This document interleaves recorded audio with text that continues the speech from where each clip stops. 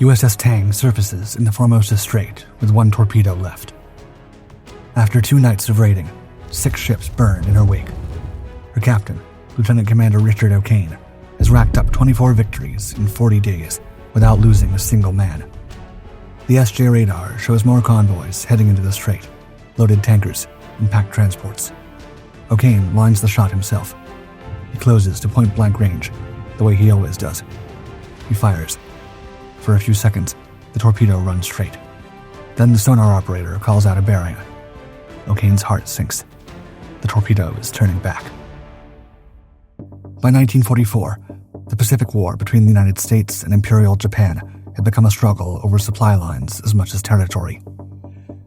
Japan's forces were spread across vast distances, and the fuel, ammunition, food, aircraft parts, and troops that kept them moving all depended on ships that had to cross open ocean and squeeze through narrow routes. The United States Navy answered with submarines, sending them deep into enemy-controlled water to cut those routes and to grind down Japan's logistics, convoy by convoy. It was a campaign fought far from shore, in seas where patrol craft and aircraft hunted constantly, and where a single error could leave a boat trapped with no rescue coming. Commissioned on October 15, 1943, USS Tang entered the middle of this conflict with Lieutenant Commander Richard O'Kane in command, a former executive officer of USS Wahoo who was already well-versed in submarine warfare. As a Belau-class submarine, Tang was designed for long patrols and long distances. She was able to run hard on the surface to reach a patrol area, then submerge and operate on battery power when enemy eyes and sonar moved in. About 3 weeks into her first patrol, Tang picked up an enemy convoy and began maneuvering into position. The approach was still developing when an escort suddenly appeared at roughly 7,000 yards and came on fast. Remaining on the surface would have meant being caught in the open, so Tang dove steeply, the conning tower slipping under the swell as the escort rushed to the last known position and tried to hold contact long enough to finish her. The escort dropped 5 depth charges, trying to bracket the boat and shake loose a sound it could hold onto. The detonations rolled through the water with enough force to rattle the hull and turn the compartments into a drum. Inside, the crew kept the submarine steady and quiet, riding out the attack without giving the escort anything solid to fix. Then, just as quickly as it had arrived, the escort departed. The charges stopped, and they could hear the screws move off. When she felt safe, Tang came back up to periscope depth and resumed the attack before the convoy could fully understand what had happened. The nearest freighter was still in view, still moving along its course, and Tang closed the range to 1,500 yards. Fire control settled the solution, and O'Kane committed. A spread of 4 torpedoes left the tubes and ran straight toward the target. 3 struck home. The explosions opened the hull from within. The freighter was Gyoten Maru, a ship of about 6,800 tons, now turning into wreckage in the convoy lane. Just then, Tang intended to swing ahead and set up again for a dawn attack on the remaining ship, keeping the pressure on the convoy while it was disorganized. However, the surviving freighter slipped out of range, and the convoy's shield thickened as aircraft moved in to cover it. The opportunity for a second strike closed. After her initial successes, Tang learned the surface could be as lethal as the deep if it was used at the right moment. For that reason, she transitioned into attacking after dark to lessen the chances of being seen before a hit. On the night of February 22nd, she stayed topside and took a convoy under rain squalls so thick that radar was nearly useless. Instead of backing off, she held contact by eye, tracking for half an hour until she could slide into position about 1,500 yards off a freighter's port bow. Then she fired 4 torpedoes in a single spread. Fukuyama Maru took hits from bow to stern and disintegrated so completely that it barely looked like a sinking. In situations like these, Tang also learned the importance of taking advantage of the chaos left by a sinking, to add more targets to her history. That's why a few hours later, in the early morning, Tang came back in again. When the escort protecting Yamashima Maru shifted off its station, Tang slipped into the gap it left behind and fired another 4 torpedoes. A violent secondary explosion twisted the ship up out of the water before flames burst through it as it went down. On February 24th, Tang sighted a small group protecting a tanker and a freighter, so Tang tracked them until after dark. She fired 4 torpedoes and sank the freighter, The remaining ships answered with gunfire in all directions as Tang dove and vanished. She stayed with them through the night, then at first light closed to about 500 yards, barely enough sea room for torpedoes to arm, and fired again at the tanker. The hits were so sudden and close that lookouts on the target's deck were thrown into the air with debris as the ship went down in minutes. The escort struck back with depth charges, and during the evasion, a leak developed forward, and Tang was driven so deep she exceeded the maximum reading on her depth gauge before the crew wrestled her back under control. By the time USS Tang left for her third patrol, she was no longer learning how to hunt. She was refining her methods. She left Pearl Harbor on June 8, 1944, and pushed into the East China Sea and Yellow Sea, where convoys were thick, and escort screens were supposed to make submarines hesitate. Tang did the opposite. On June 24th, southwest of Kagoshima, she closed on a convoy of 6 large ships guarded by 16 escorts and attacked. She fired spreads at 2 targets and watched the night erupt with explosions. In the chaos, ships overlapped and crossed into the path of the torpedoes, and what started as 2 intended victims became 4 ships sunk: Tomohoku Maru, Tainan Maru, Nasusan Maru, and Kenichi Maru, leaving wreckage burning across the water. After that, Tang stalked the route between Kyushu and Dairen and ran down ships that thought they were safe because they were alone. One transport tried to escape after 2 torpedo misses, but Tang stayed with it, surfaced, and chased until the range collapsed to roughly 750 yards. One torpedo split Nikin Maru in half and sent it down with thousands of soldiers aboard. When she found a freighter and tanker the next morning, she sank one and then hunted the other into darkness, firing again at night to finish the job. Time and time again, Tang kept coming out of it, with ships sunk behind her and escorts left searching the wrong area.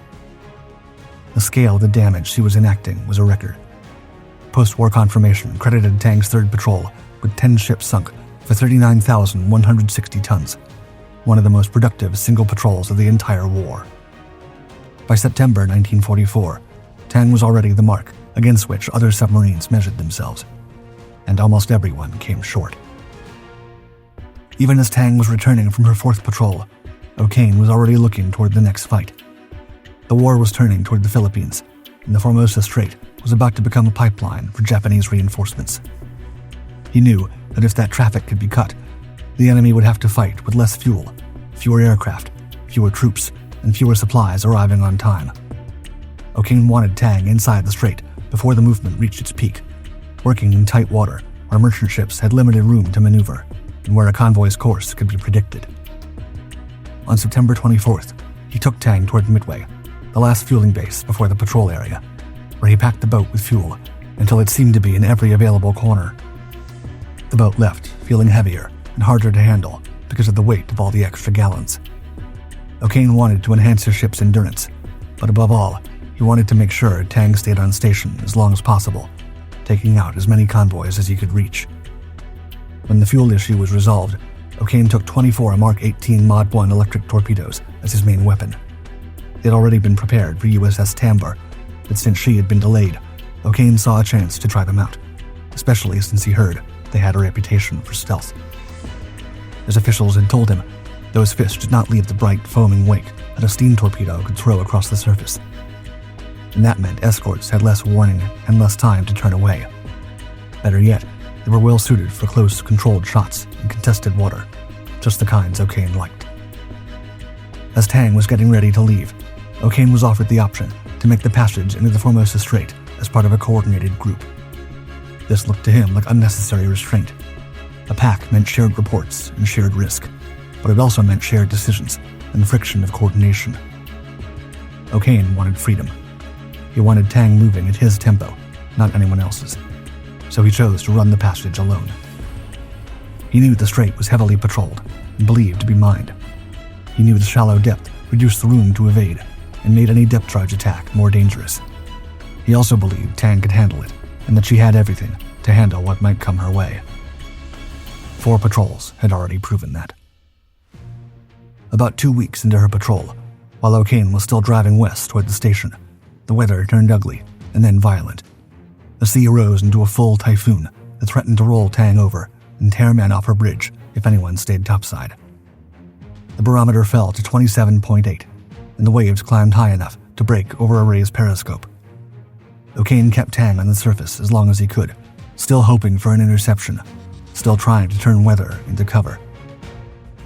The bridge watch was secured, the ship was closed up, and Tang went into battery power, with the crew sealed inside steel compartments that rocked and pitched as if the ocean was trying to twist the boat apart.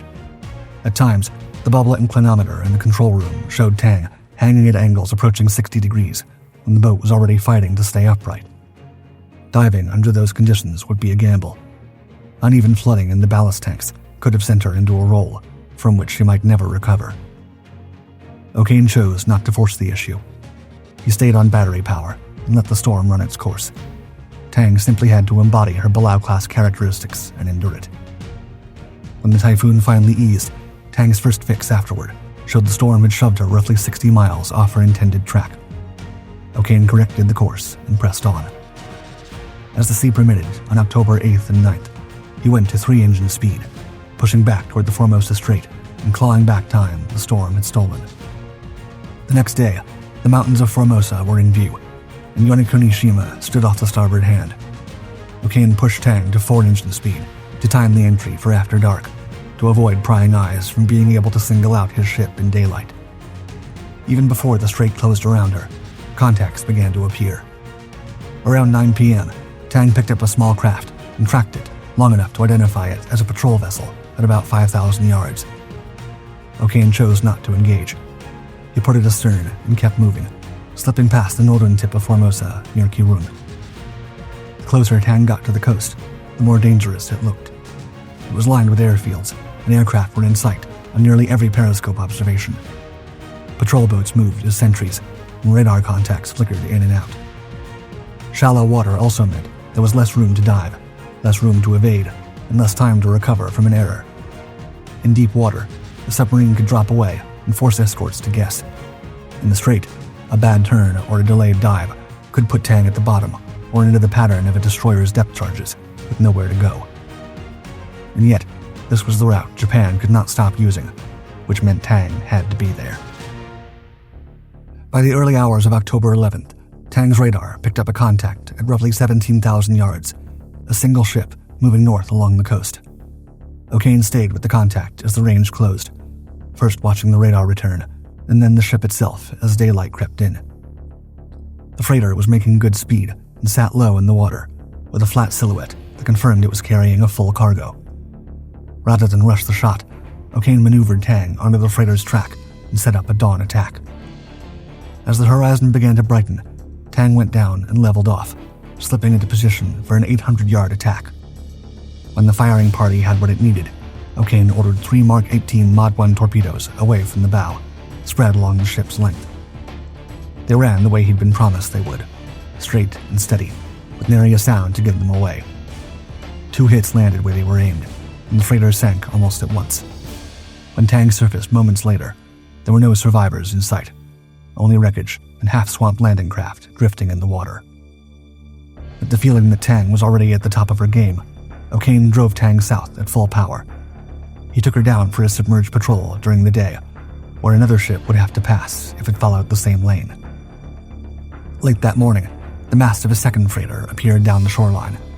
A strong wind kicked up a surface chop that made depth control difficult, but also hid Tang's periscope. O'Kane could have tried to force an early shot and then fight for his life in cramped water, but once again, he chose to track and wait for darkness. For 27 miles, Tang crept along beneath the target, running at depth and coming up only long enough to take brief looks and correct the track. The freighter's zigzags and the wind slowed its progress just enough to keep Tang in reach. At sundown, the ship passed directly overhead, so close that the timing and geometry finally belonged to the submarine. Tang surfaced 4,000 yards astern. She passed the freighter while threading around stationary patrols, then eased back onto the target's course. The night was black and rough, with enough spume on the water to hide a low profile. O'Kane brought Tang in stern first and settled her for a close shot. At roughly 500 yards, he fired a single Mark 18 from the stern. The explosion was immediate. Only a few men made it to the bridge in time to see the ship before it went down. Almost at once, shore batteries opened fire, throwing 40mm rounds straight into the night sky, convinced that the attacker had been an aircraft that was still overhead. O'Kane then took Tang away from the coast and deeper into the strait, congratulating himself on accepting the Mark 18s as the weapon he would now depend on for the foreseeable future. By mid-October, the enemy already suspected the presence of one or more submarines in the strait. Every time Tang came to the surface, radar warnings followed almost immediately. Aircraft were also now circling the areas in search of the slightest inkling that a sub was prowling the seas. None of this stopped O'Kane's ambitions. Tang still patrolled in the Formosa Strait for the following days, even if she found almost nothing except patrol craft.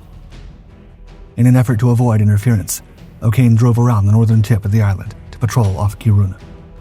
The area featured constantly changing weather, persistent swells that punished periscope work, and strong currents that made it risky to press far into the outer harbor. There, on October 19th, Tang's radar caught a contact at 36,000 yards. It was an enemy group heading south. The approach turned into a trailing operation as the picture became clearer, showing them a Katori-class cruiser with 2 destroyers moving at 19 knots. They zigged erratically, changing course at least every 3 minutes, and O'Kane tried to work into a firing position on the quarter where a stern shot might be possible. He needed a position no more than 600 yards astern for an up-the-tail shot, close enough that the torpedo would reach the target before the next zig carried it out of the lane. 5 times in a row, Tang guessed the next turn wrong and watched the window close again. Dawn crept nearer, just as the cruiser illuminated the submarine. Tang went down before the bullets could land and braced for depth charges that never came. The enemy, suspecting other submarines, kept its escorts close and moved on. When she surfaced again, O'Kane noticed the radar was acting up. The returns were unreliable, and the set wasn't giving them a dependable picture. Returns vanished. Bearings stopped making sense. What had been a flawed picture collapsed into nothing at all. Despite his need to continue taking enemy ships down for as long as Tang held, O'Kane knew surfacing without radar in the Formosa Strait was an invitation for the enemy to find the boat before she could react. Staying shallow invited the same outcome. O'Kane pushed Tang into deeper water, away from the coast and away from the worst of the patrol lanes, buying time while the radar technicians went to work. Below decks, the radar gang worked without pause, testing circuits, reseating components, and trying to coax a reliable picture from equipment that had been shaken by weather, depth, and near constant use. When the SJ radar finally came back online, it did not return cleanly. Still, it was better than nothing. It gave range, shape, and warning, even if every contact had to be questioned. The night of October 23, 1944, began with Tang half blind in hostile water and still pressing. The radar had been revamped, but its first trial produced a bad sign, with an operator calling land at roughly 10,000 yards where no land should have been. Still, O'Kane had to treat every return with suspicion. He had to track them anyway. One of those was a small pip moving out toward Tang. It turned out to be a convoy moving along the coast, with escorts in the beams and quarters. O'Kane watched the pattern develop and recognized the shape of a screen meant to keep submarines out at arm's length. Still, this was Tang. She was not and had never been a regular submarine. So he drove her straight in. Tang slipped into the position a destroyer should have occupied, and waited for the next zig to open a seam. When it did, O'Kane stopped and swung the bow for nearly straight shots at the nearest tanker as it came by. The range collapsed to point-blank distances by submarine standards, 300 to 800 yards, and he fired deliberately, sending torpedoes under the stack and into the machinery spaces. The first explosions came before Tang had even stopped firing. In the dark, it looked like the sea itself had lit up from below, as burning fuel and shattered plating blew outward. Tang had only seconds to take in the result, because the convoy kept moving, and the next targets were already crossing her lanes. O'Kane shifted to the middle tanker, then the far one, feeding torpedoes into the column fast enough that the detonations overlapped. Ships began to blaze and sag, their forward motion breaking down as steering failed and crews lost control. Tang was setting up to fire again when a transport on the starboard hand charged in, turning like a destroyer, intending to ram Tang. There was no room to dive. The water was too cramped, the angles too tight, and the transport was already too close for Tang to dive. O'Kane took the only opening left. He ordered the helm hard over and drove Tang across the transport's bow at the last seconds, forcing the submarine under the inside of the ship's turning circle and saving her stern by mere feet. The transport opened fire, throwing shells and tracers across Tang's wake, which she was already slipping through, already turning the tables. The transport had committed to its turn, and now it had to keep swinging to avoid colliding with the freighter that was also coming in. In the chaos, the two enemy ships struck. Metal crashed into metal as Tang's stern tubes fired away. 4 torpedoes went out at roughly 400 yards, spread along their doubled length, and the combination of collision and explosions was immediate. The freighter went down nose first, almost at once. The transport hung at a steep angle, damaged and trapped in the wreckage lane. Destroyer escorts were now moving in from bow and beam. O'Kane drove Tang for open water at full power, letting enemy fire chase his smoke, while the convoy fought itself behind him. At around 6,000 yards, another explosion tore through the scene, and the transport's bow vanished. The escorts answered with wild gunfire, shooting into the darkness and across one another's arcs, as if they could not tell what was sinking them, or even where the attack had come from. Tang kept running until dawn. From the first torpedo leaving the tube to that final detonation, barely 10 minutes had passed. After nightfall, Tang surfaced and headed for Turnabout Island, expecting Japanese traffic to cling to the shallow inshore routes along the China coast. At 35,000 yards, the SJ radar began painting contacts beyond land pips, then flooded with returns until the scope was saturated. The staff estimate had been right.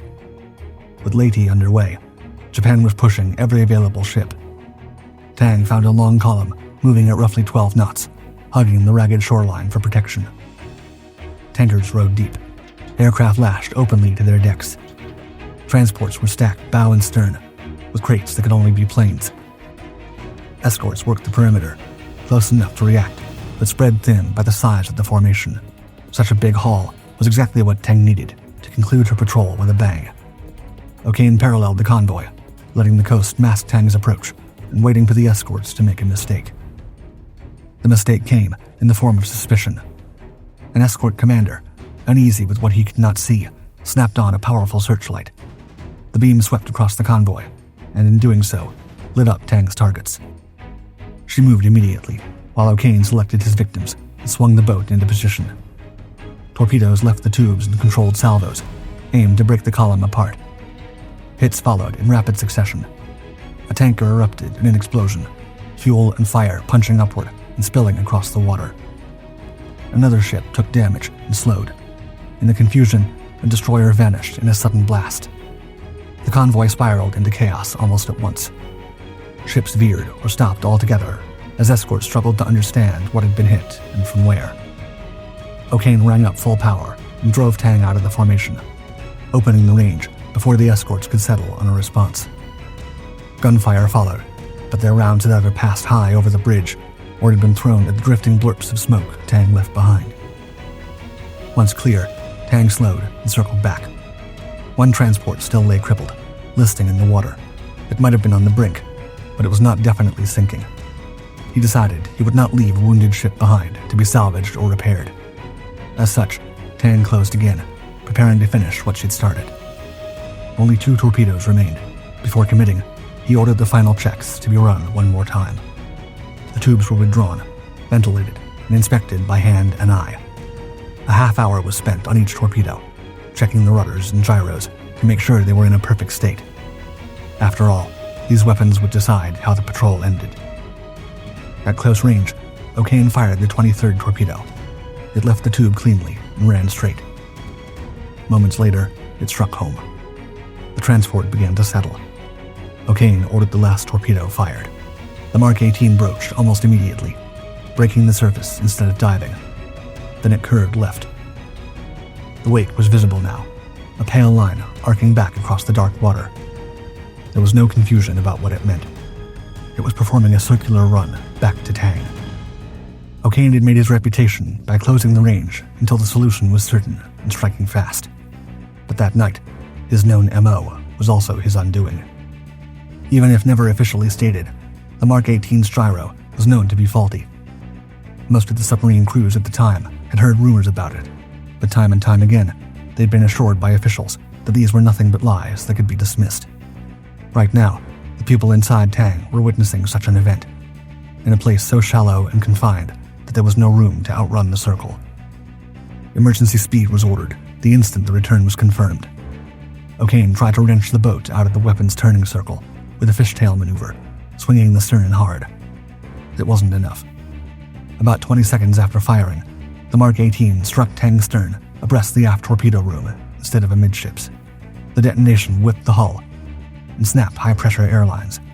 The deck plates were lifted and threw men off their feet as far forward as the control room. The 3 aft compartments flooded at once, along with numbers 6 and 7 ballast tanks, taking every man inside.